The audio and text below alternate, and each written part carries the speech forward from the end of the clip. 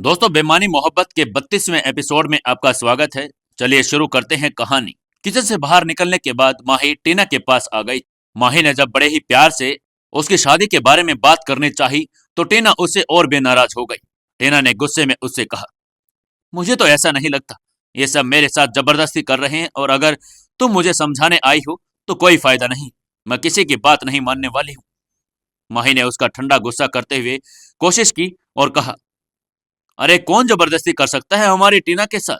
और मैं तो तुम्हारी बड़ी बहन हूँ, तुम्हारे साथ हूँ। चलो लॉन में चलकर बात करते हैं। टीना ने कुछ नहीं कहा और तभी माही ने हॉल में बैठे युवराज की ओर देखा और कहा, युवराज आप भी हमारे साथ आइए ना। युवराज जो चुपचाप उनकी बातें सुन रहा था वो मुस्कुराते हुए बोला, नहीं तुम दोनों जाओ। वैसे भी मुझे अब घर जाना चाहिए। अगर तुम्हें कुछ चाहिए होगा तो मुझे कॉल कर देना। माही ने हंसते हुए जवाब दिया, चिंता मत कीजिए, अगर मुझे किसी भी चीज की जरूरत हुई तो सबसे पहले आपको ही बताऊंगी। युवराज उठकर चला गया, लेकिन जाते जाते वो टीना को एक हल्की मुस्कान देकर गया। ये मुस्कान देखकर टीना के दिल में कुछ और ही हलचल पैदा कर गई।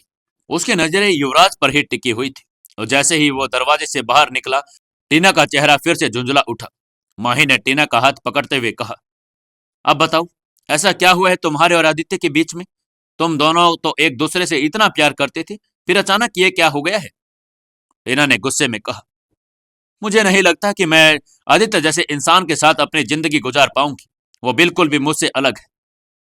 माही ने हैरानी से पूछा, क्या मतलब है तुम्हारा टीना? आखिर क्या समस्या हो गई? टीना ने गहरे सांस लेते हुए जवाब दिया, समस्या ये है कि वो बहुत ही कंजर्वेटिव और टिपिकल मर्द है। हर चीज में मुझे रोकता है और टोकता है। माही ने उसे समझाने की कोशिश की, मुझे तो नहीं लगता कि आदित्य कंजर्वेटिव है। हाँ, वो तुम्हें बहुत प्यार करता है और शायद यही वजह है कि वो थोड़ा पजेसिव हो जाता है। लेकिन ये प्यार का हिस्सा है टीना। टीना ने उसकी बात बीच में ही काट दी। प्यार का हिस्सा? ऐसा पार्टनर तो बिल्कुल मुझे नहीं चाहिए। माही ने मुस्कुराते हुए पूछा, अच्छा तो फिर हमारी प्यारी टीना को कैसा लाइफ पार्टनर चाहिए? टीना ने कुछ कहने के लिए मुंह खोला ही था कि तभी यामिनी किचन से चाय की ट्रे लेकर बाहर आ गई। उन्होंने चारों ओर नजर दौड़ाते हुए पूछा, युवराज चला गया क्या? माही ने जवाब दिया, हाँ मम्मा, वो अभी अभी गए हैं। यामिनी ने नाराजगी जताते हुए कहा, अरे टीना उन्हें रोक लेती, सुबह चले जाते। माही ने मुस्कुराते हुए जवाब दिया, मम्मा आपको तो पता है कि वो सुबह के लिए कितने बिजी होते हैं। यामिनी ने सिर हिलाते हुए ट्रे टेबल पर रखी और कहा, अच्छा अब तुम दोनों बैठो, चाय पियो। माही ने टीना की ओर देखते हुए कहा, आओ टीना बैठो हमारे साथ। लेकिन टीना का ध्यान अभी भी युवराज पर ही चल रहा था। वह अभी भी खड़ी होकर मुस्कुराकर युवराज के बारे में सोच रही थी। माही ने उसे टोका और पूछा, क्या हुआ टीना? मैंने कुछ कहा है? आओ यहाँ बैठो और चाय पियो। टीना चौंक कर वापस अपने सोच से बाहर आई और सोफे पर आकर बैठ गई। उसने चाय का कप उठाया और धीरे धीरे चाय पीने लगी। माही ने उसे प्यार से छेड़ते हुए फिर कहा, वैसे तुम आदित्य को लेकर इतनी परेशान हो क्यों? अगर तुम्हें लगता है कि कोई बात गलत है तो उसे हल किया जा सकता है, लेकिन इस तरह गुस्सा करने से तो कुछ नहीं होगा टीना। टीना ने गहरी सांस ली और बोली, मुझे नहीं पता माही, मुझे बस इतना लगता है कि ये शादी मेरे लिए सही नहीं है अभी। माही ने उसे दिलासा देते हुए कहा, देखो तुम्हें अपने दिल की बात को स्पष्ट रूप से आदित्य से कहनी चाहिए। वो तुम्हें समझेगा और अगर कोई समस्या है तो उसे मिलकर सुलझा सकते हो। टीना ने गंभीर होकर कहा, अगर वो नहीं समझा तो माही ने मुस्कुराते हुए कहा, तो मैं हूं ना तुम्हारे साथ। रात धीरे धीरे बढ़ रही थी। चाय खत्म होने के बाद माही और टीना अपने अपने कमरे में चली गई। लेकिन टीना के मन में अभी भी कई सवाल और उलझने दिमाग में बार बार चल रही थी। दूसरी तरफ माही सोच रही थी कि वह अपनी बहन और आदित्य के बीच कैसे सब कुछ ठीक कर सके। सुबह होते ही मौसम खिला खिला था।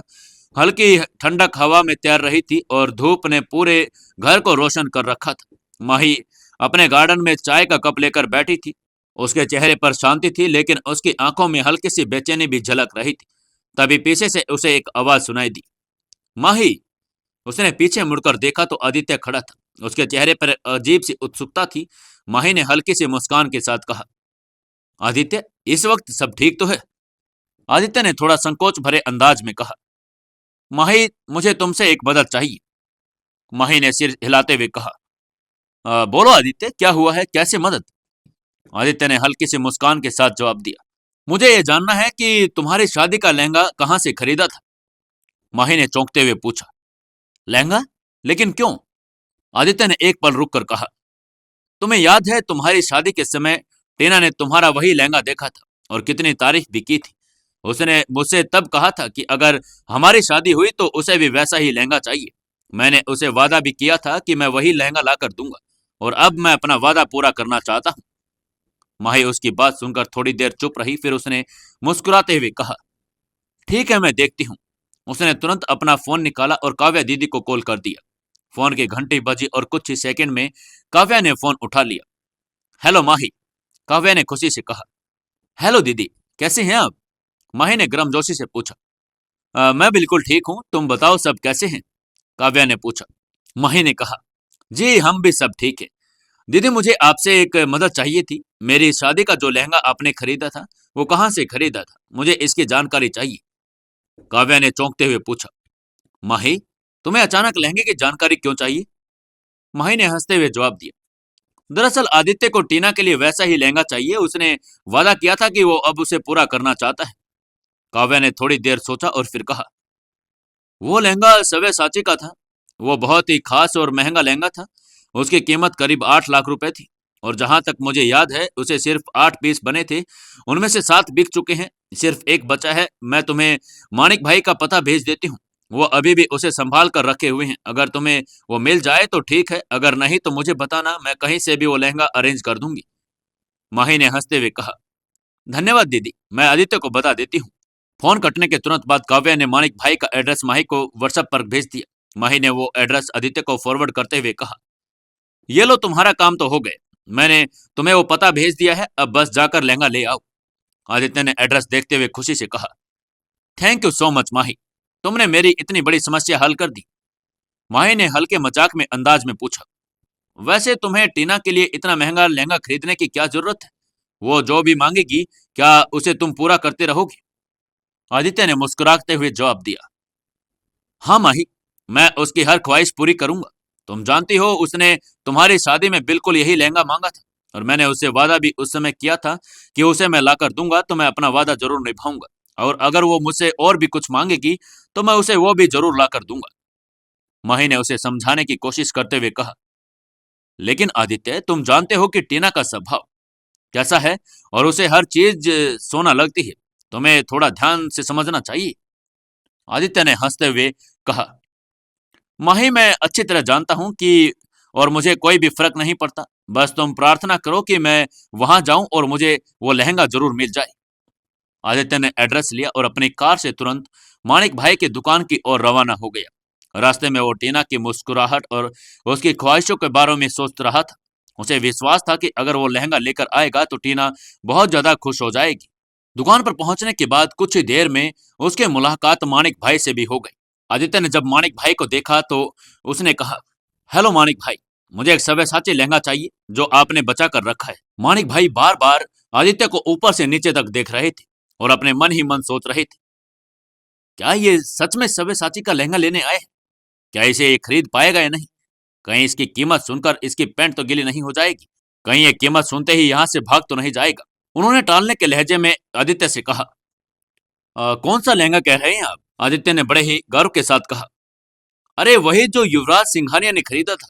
मुझे भी वैसा ही सेम पीस चाहिए और मुझे पता है कि वो आपने बचा कर रखा हुआ है। मानिक भाई एक बार फिर से सोच में पड़ गए थे कि उसे कैसे पता चला कि उसने वो लहंगा बचा कर रखा है।